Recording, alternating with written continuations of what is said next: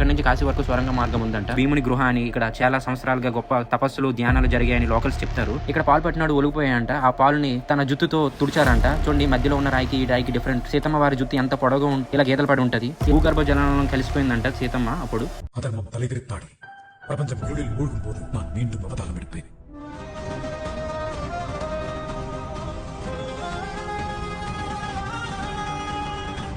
పచ్చని పొలాలు, కనువిందు చేసే కొండలు, నడుమ ప్రశాంతత వాతావరణంలో నిత్యం రామణస్వరంతో అలరారుతుంది రామతీర్థం. పుణ్యక్షేత్రం. త్రేతాయుగంలో స్వయాన సీతారామచంద్రుల వారి లక్ష్మణ సమేతంగా వనవాసం చేసింది. ఆనవాళ్లు కలిగిన పుణ్యభూమి. ద్వాపర యుగంలో పాండవులు అరణ్యవాసం వేదభూమి ఈ రామతీర్థం. బౌద్ధ మతం, జైన మతం విస్తారంగా ఉన్న సమయంలో ఈ భూగర్భ జలంలో తలదాచుకున్న దేవతామూర్తులు కొలువైన చరిత్రాత్మక నేల రామతీర్థం.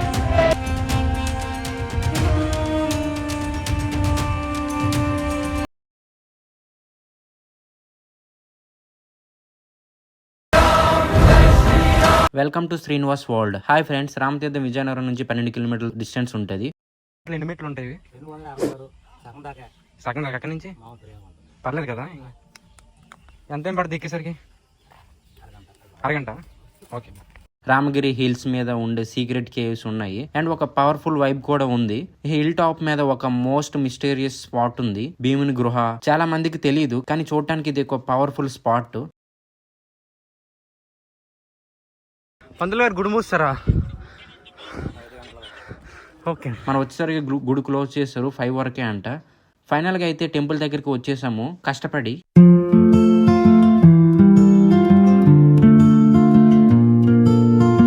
సీతమ్మ వారికి ద్రాహం వేస్తే కొండపైన బాణం వేసి పాతాళ గంగను తెప్పించారంట రాములు వారు.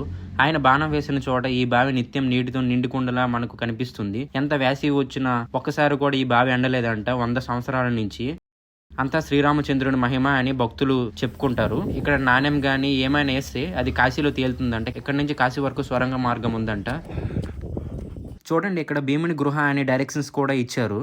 ఈ భీముని గృహ అంటే ఒక కేవ్ స్ట్రక్చర్. మహాభారతం టైంలో భీమ ఇక్కడికి వచ్చాడని ప్రచారం. దానికి పేరు భీముని గృహ అని. ఇక్కడ చాలా సంవత్సరాలుగా గొప్ప తపస్సులు ధ్యానాలు జరిగాయని లోకల్స్ చెప్తారు. లోపలికి వెళ్ళాలంటే చాలా భయం వేసింది. డే టైమ్ లో అయితే వెళ్ళొచ్చు కానీ ఇప్పుడు అందరూ వెళ్ళిపోయారు. ఇక్కడ ఎవరూ లేరు. మళ్ళీ కప్పలు కూడా అరుస్తున్నాయి. కొంచెం భయం వేస్తుంది. కేవ్ లో కోల్డ్ ఎయిర్ ఉంది, సైలెన్స్ ఉంది అండ్ క్లైమ్ ఫీల్ ఇస్తుంది. పడిపోతున్న పర్వతాన్ని తన తలతో ఆపారంట. తన తల, చేతులు, ఆనవాళ్లు ఇక్కడ ఉన్నాయి. ఇక్కడ అట్మాస్ఫియర్ మొత్తం వేరే లెవెల్ ఉంది. శ్రీరామనవమికి థౌజండ్స్ ఆఫ్ డివోట్స్ ఇక్కడికి వస్తూ ఉంటారు.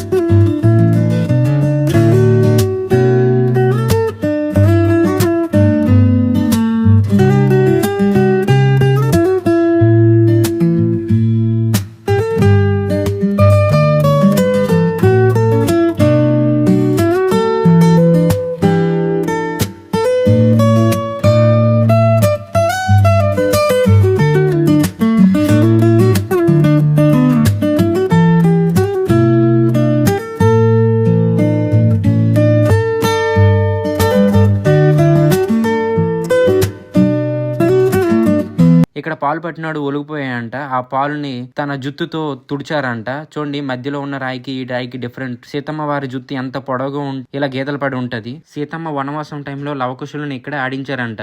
ఇక్కడ లోయ కనిపిస్తుంది చూడండి. ఈ భూగర్భ జలంలో కలిసిపోయిందంట సీతమ్మ. అప్పుడు ఇక్కడికి వీకెండ్ లో వచ్చిన వాళ్ళకి సైలెన్స్, స్పిరిచువాలిటీ రెండు ఉంటాయి. ఈ రోజు trekking, temple, caves and most importantly భీముని గృహలో ధ్యానాలు ఎక్స్పీరియన్స్ చేయడం ఒక లైఫ్ టైం మెమోరీలా ఉంది. That's it. See you in the next one. Bye.